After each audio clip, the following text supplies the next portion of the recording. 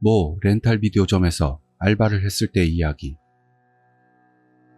나는 당시 전문학교에 다니고 있었고 항상 귀가가 저녁 때였기 때문에 시프트도 밤에서 폐점까지, 내 경우는 밤 12시까지 들어가는 경우가 대부분이었다. 그날도 똑같은 시프트였는데 수업이 힘들었던 탓에 11시를 넘을 때쯤에는 이미 녹초가 되어 있었는데, 이 시간 정도 되면 손님도 줄어드니 방심하고 계산대에 엎드려 코를 골기 시작할 정도였다. 제대로 일하라고 생각하겠지만 비디오 가게 계산대 업무라는 게 비교적 단순해서 손님이 오면 대여 또는 반납 처리, 그 외의 시간은 외부 반납대나 점내 반납대에 반납된 상품을 하염없이 바코드로 찍어대면서 반환 처리를 하는 것이다. 그런 작업 내용이라서 잠도 엄습하는 것이다. 그런데도 그곳 점장이 화가 나면 엄청 무서운 사람이라서 졸음과 싸우며 어떻게든 일은 제대로 하려 하고 있었다. 그러는 동안 폐점 시간이 다가왔고 점내에 손님이 남아있지 않은 것을 확인하고 온 다른 한 명의 알바 친구인 A가 멀찌감치서 나를 향해 양손으로 동그라미를 만들어 보였다. 아마 남은 손님이 하나도 없다는 이야기 같다. 폐점까지는 5분 정도 남아서 나머지는 계산기를 끄고 매출을 집계하면 집으로 돌아갈 수 있다. 그렇게 생각한 순간 온몸에 힘이 빠진 나는 크게 하품을 했다. 실례하겠습니다. 갑작스런 목소리에 놀라 하품 중이던 얼빠진 얼굴을 서둘러 돌려놓고 계산대로 향했다. 그러자 뭔가 몹시 초조한 모습으로 초로의 남자가 혼자 계산대에 서 있었다. 아직 손님이 있잖아 라고 A의 덤벙거림에 한숨을 쉬며 갔더니 20개 정도 빌렸던 DVD의 반납 기한이 오늘까지라서 서둘러 반납하러 온 모양이었다. 우리 가게 같은 경우 반납 기한이 지나면 DVD 하나당 하루에 300엔의 연체료가 붙기 때문에 그게 20개나 된다면 엄청난 금액이 된다. 이건 초조해야 하는 것도 무리는 아니라고 생각하면서 반환 처리를 시작하려고 했더니 남자는 사람 눈을 신경 쓰는 듯하며 허둥지둥 가게를 나가버리고 말았다. 원래라면 계산대로 반납하러 올 경우 상품 확인이 끝날 때까지 손님한테도 기다려달라고 하고 있다. 만약 상품에 누락이 있을 경우 그 자리에서 말을 하면 오늘 중으로는 반납할 수 없더라도 이쪽에서 따로 전화할 수고를 덜 수 있어 편하기 때문이다. 하지만 나도 그 남자를 부르지는 않았다. 원래 반납 누락 같은 일은 그리 일어나지도 않고 만일 있다고 해도 시간이 그렇다. 남자가 아무리 가까운 곳에 산다고 해도 12시까지인 반납 시간까지는 시간에 맞추지 못할 것이다. 무엇보다 나는 빨리 집에 가고 싶었다. 남자에게서 건네받은 20개 정도의 DVD를 케이스에 쓰여있는 제목과 DVD 자체에 붙어있는 제목이 일치하는지 확인하면서 계산대를 통해 반납 처리를 해나간다. 2-3개 정도 남았을 때 나도 모르게 아, 실화냐? 하는 목소리가 나왔다. 분명히 내용물인 DVD가 다르다. 케이스에는 시리즈물인 액션영화 제목이었는데 들어있는 DVD는 가전제품 매장에서 파는 공 DVD이고 그 표면에 역이라는 글씨가 인쇄된 라벨이 붙어 있었다. 글씨는 손으로 쓴 게 아니고 인쇄된 것으로 흰 배경에 명조체로 된 글씨가 어딘지 모르게 섬뜩한 느낌이 났다. 다 끝나서 이런 일이 생기냐? 내심 빡이 돌았지만 이 시간은 전화 내용도 필요 없어서 개인 물품이 실수로 들어가 있다는 뜻의 메모를 남기고 대응은 다음날 시프트에게 맡기기로 했다. 그 후에 업무를 무사히 마치고 A와 함께 돌아갈 채비를 하던 중 아무 생각 없이 아까의 이야기를 해보았다. 그러자 A는 흥미진진한 모습으로 내일도 알바 오는 날이니까 짬날 때 시청대에서 같이 보자는 이야기로 위기투합을 했다. 시청대라는 건 DVD에 상처가 났을 경우 재생이 가능한지 확인하기 위한 DVD 플레이어이다. 계산대 안에 있다. 아무리 그래도 다른 사람 건데 그만두는 쪽이 라고 생각했지만 A가 그런 충고를 들 리도 없고 무엇보다 나도 조금 신경이 쓰였기 때문에 나중에 A에게 어떤 내용이었는지 들어보자고 가볍게 생각한 후 그날은 A와 헤어졌다.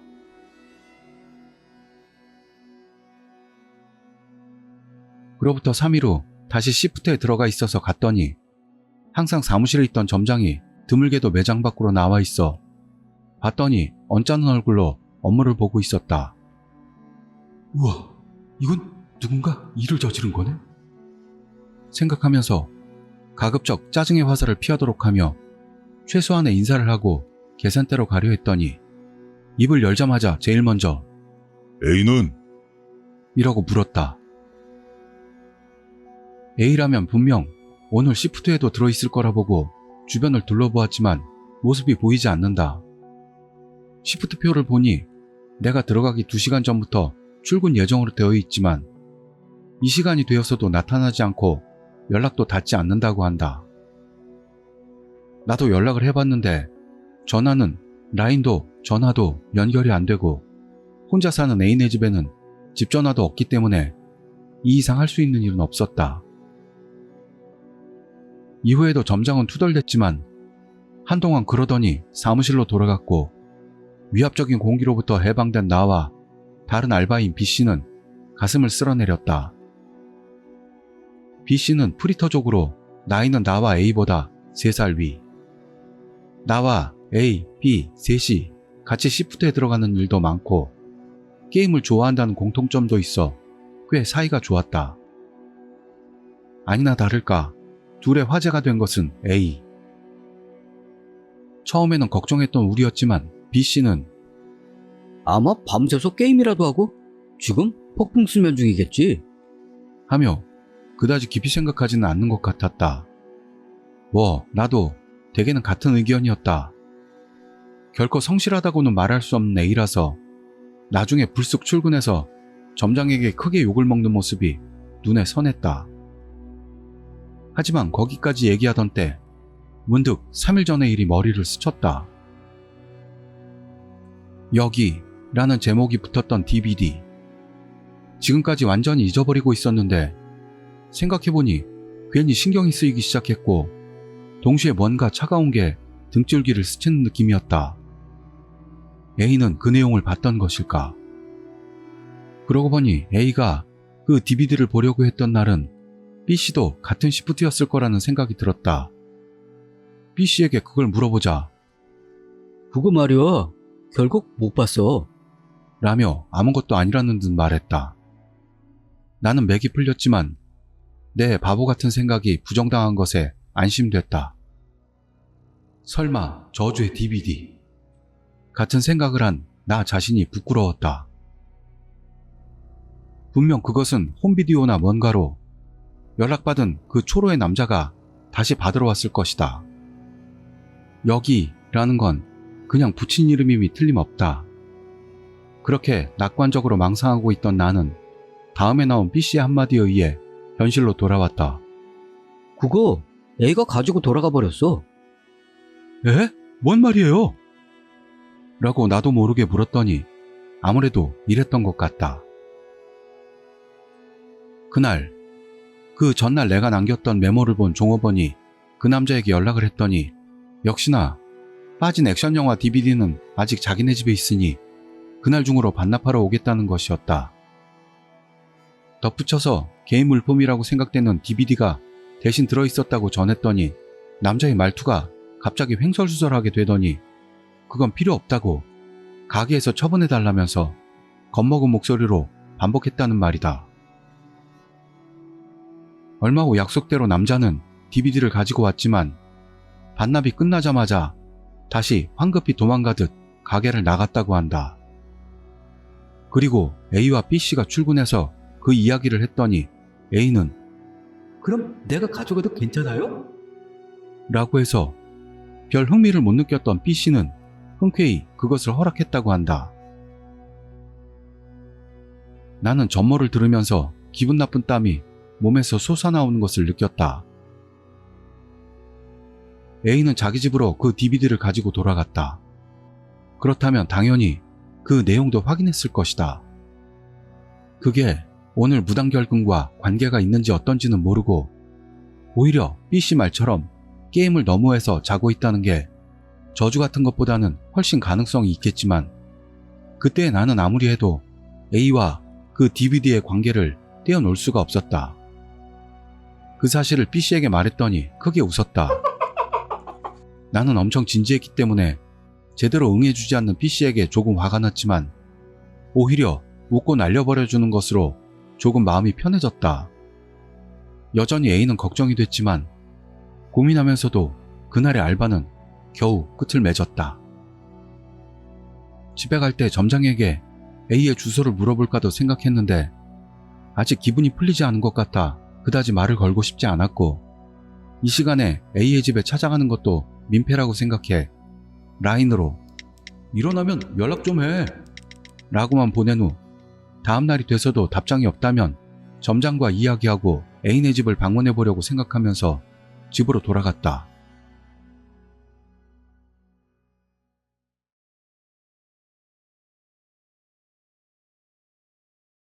집에 도착해 방으로 들어간 후 가족이 있는 집에 도착했다는 안심되는 마음에서 피로감이 몰려왔다.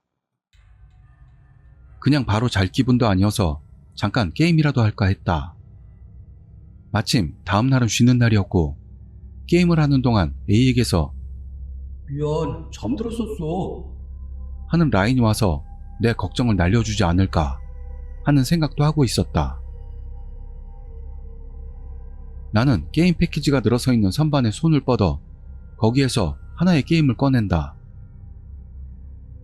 침대 앞에 앉아서 이미 몇 년째 쓰고 있는 플스4를 켜고 모니터에 전원을 켰다. 익숙한 로딩 화면을 보면서 패키지를 열고 디스크에 눈을 가져갔을 때 숨이 멎었다. 여기 무지 흰색의 검은색 명조체, 너무 심플해서 잊을 수 없는 그 DVD. 어째서 여기에? 왜? A가 친 장난인가? 모든 가능성을 머릿속에서 모색하지만 도저히 납득이 갈 결론은 도출되지 않았다. 패키지가 미끄러져 바닥에 떨어진 충격으로 DVD가 튀어나왔다. 마치 보라고 말하듯 그것은 내 눈앞에서 내팽개쳐져 있다. 탁 하는 그 소리로 제정신으로 돌아오자 나는 천천히 그 DVD로 손을 뻗었다. 좀 아까까지 그렇게나 겁을 먹었던 게 거짓말처럼 내 안의 감정은 오히려 분노에 가까워지고 있었다. 미친 듯 협박해서 A를 어떻게 한 거냐고, 원래 들어있던 게임 CD는 어디다 뒀냐고, 반드시 너의 정체를 밝히고 말겠다고. 그런 감정이 소용돌이 치면서 나는 나도 모르는 사이 그 DVD를 플레이어에 세팅했다. 지금 생각해보면 나는 이때 이미 뭔가 유도됐을지도 모른다. 잠시의 로딩 후 DVD가 재생된다. 몇 초 정도의 어두운 화면. 아무래도 지면을 찍고 있었던 건지 누군가의 손에 의해 카메라가 정면을 향한다. 화면은 거칠고 오래된 VH 화면 같은 노이즈가 심했지만 겨우 뭔가가 찍히고 있는지는 확인할 수 있었다. 그곳은 숲인지 산속 같았다. 시간은 저녁일까, 이른 아침일까. 그렇게 어둡지는 않았지만 여하간 어두컴컴하다. 화면 중앙 부분은 나무가 자라지 않은 공터 같은 곳이 보이고 그 주변을 둘러싸듯 울창한 나무들이 우거져 있다. 한동안 그 영상이 계속된다고 생각하자 카메라 앞에 삽을 든 남자가 나타났다. 불황자처럼 생긴 그 남자는 카메라에 눈도 주지 않고 공터 중앙에 삽을 들이대고 구멍을 파기 시작했다. 직경으로 치면 1m 정도일까. 남자는 계속 삽을 움직이며 흙을 파내서 버리고 순식간에 깊이 1m 정도의 구멍을 파낸 것 같았다. 그러자 남자는 갑자기 삽을 집어던지더니 그 구멍 안으로 뛰어들었다. 뭔가 꿈틀대며 움직이는 것 같았지만 일단 화질이 나쁘고 명료하지가 않다. 조금이라도 보기 쉽도록 방에 불을 끄고 모니터에 눈을 응시하자 이윽고 남자가 뭔가를 하는지 이해할 수 있었다. 맨손으로 구멍을 파고 있다. 이따금씩 보이는 남자의 얼굴은 이미 제정신이 아닌 듯 초점이 맞지 않는 눈을 부릅뜨고 입만은 웃는 얼굴처럼 경련할 정도로 옆으로 벌어져 있었다. 북북 맨손으로 땅을 파서는 구멍 밖으로 던지는 그 동작을 끝없이 이어가는 남자의 손은 이젠 영상 너머로도 알 수 있을 만큼 피로 물들어 있었다. 그런데도 일사불란하게 계속 땅을 파내는 모습을 보니 어떤 변화를 눈치챘다. 지금까지는 흙과 피로 뒤덮인 남자의 손에 뭔가 실 같은 것이 엉켜있다. 희미한 불빛에 비쳐 때때로 희게 반사되어 보이는 그게 긴 머리카락이라는 것을 깨닫기까진 그리 오래 걸리지 않았다. 그 모습을 얼마나 보고 있었을까. 정신을 차려보니 남자의 모습은 완전히 구멍 안으로 사라지고 보이는 것은 가끔 밖으로 던져지는 흙과 머리카락이 섞인 물체만 보이게 됐다. 남자는 계속 일사불란하게 구멍을 파고 있다. 북북 하며 손톱이 땅을 긁는 소리가 유난히 크게 들린다. 그러더니 흙조차 나오지 않게 되었다. 흙을 파는 소리는 아직 들리고 있다. 좀 아까보다 좀 더 시끄럽다. 구멍에서 뭔가가 나오고 있다. 아까의 남자일까? 아니, 아니다. 텅 빈 어둠에서 들여다보이는 그것은 희고 가는 여자의 손 같았다. 구멍 가장자리에 손이 걸쳐진다. 흐늘거리며 다른 하나의 손이 어둠 속에서 뻗어나와 반대쪽 가장자리에 걸쳐졌다. 땅을 파는 소리는 멈추지 않는다. 머리가 깨질 것 같다. 그러더니 양손 사이에서 천천히 시커먼 물체가 떠오른다. 흙 속의 습기인지 아니면 남자의 피인지 검은 머리카락은 달빛에 비쳐 반짝거리며 빛나고 있다. 그러는 동안 하얀 피부가 보였다. 이마일까?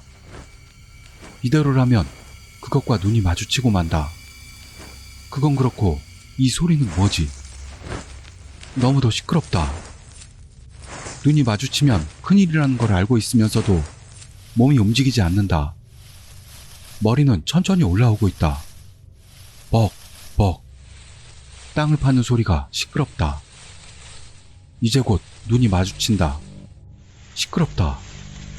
아, 눈이. 뭐 하는 거야? 갑자기 엄청난 기세로 어깨가 흔들리며 나는 순식간에 현실로 돌아왔다.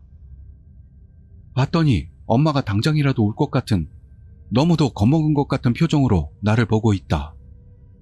뭐에 그렇게도 겁을 먹었나 싶어 다시 정면을 향하자 눈앞에 펼쳐지는 광경에 경악했다. 방바닥에 깔려있던 카펫은 너덜너덜 찢어져 있었고 그 아래에 있는 마루까지 엄청나게 핥힌 자국이 있었다. 그것만이 아니다. 카펫도 마루도 피투성이가 되어 있었다. 대체 어째서? 그렇게 생각하며 머리를 굴리려는 순간 엄청난 고통이 양손을 엄습했다. 조심조심 내 손을 봤다가 나도 모르게 정신을 잃을 뻔했다. 모든 손가락에서 엄청난 피가 흐르고 손톱 몇 개는 떨어져 나갔고 간신히 남은 손톱 사이에도 카펫에서 나온 털과 바닥을 긁은 자국이 가득했다. 그랬던 건가?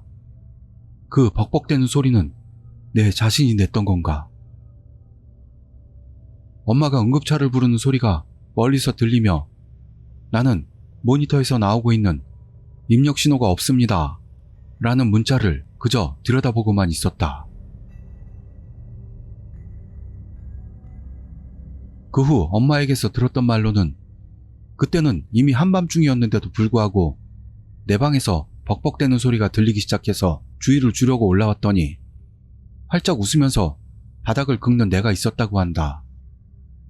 눈의 초점도 애매해서 이건 장난이 아니구나 판단한 엄마가 나를 끌어당기거나 흔들거나 하면서 어떻게든 정신을 차리게 해주었다는 것 같다. 나는 그 이후로 치료와 상담으로 많이 힘들었는데 지금은 손톱도 나고 있고 평범하게 살고 있다. 그리고 그 DVD. 병원에서 돌아와서 확인했는데 아직 있었다. 나는 이건 꿈이었다고 생각했기 때문에 솔직히 놀랐다. 물론 버렸지만 안 된다. 그냥 버려도, 부러뜨려서 버려도 왠지 다시 나오고 있다. 게임 패키지에서 나오거나 라이브 DVD와 내용물이 바뀌거나. 그래서 그때 가게에 찾아왔던 남자를 따라 아무 일도 없었다는 듯 다른 비디오 가게에 반납함에 넣었다. 그랬더니 그때부터는 돌아오지 않고 있다. 아무래도 버리는 게 불가능한 것 같다. 누군가에게 건네주지 않으면 안 되는 것이다. A의 사체는 그로부터 조금 더 지나서 발견됐다. 내가 사는 마을에서 2정거장 정도 떨어진 어느 산에서 구덩이에 파묻히듯 죽어있는 것을 발견했다는 것 같다. 손톱 사이에 빽빽하게 흙이 차있고 손이 피투성이어서 처음에는 생매장 같은 사건성이 있다고 조금 화제가 되었지만 아무런 진전도 없었기 때문에 서서히 잊힌 것 같다. A는 분명히 그 DVD를 마지막까지 보고 말았다고 생각한다. 나는 본가에서 살기 때문에 어떻게든 살았지만 만약 엄마가 멈춰주지 않았다면 지금쯤은 A와 같은 길을 걷고 있을지도 모르겠다. 그래, 요즘 생각한다. 적어도 나만이라도 A에게 일어났던 일을 잊지 않도록 공양 겸해서 그 산에 가볼까 하고. A가 좋아했던 콜라랑 컵라면을 가지고 말이지. 그리고 활달해서 동영상에 찍히길 좋아했었으니 카메라도 가지고 가자. 쾌활하게 손가락으로 V자를 만드는 A의 심령 사진이 찍힐지도 모르니까. 그리고 삽도 필요할까?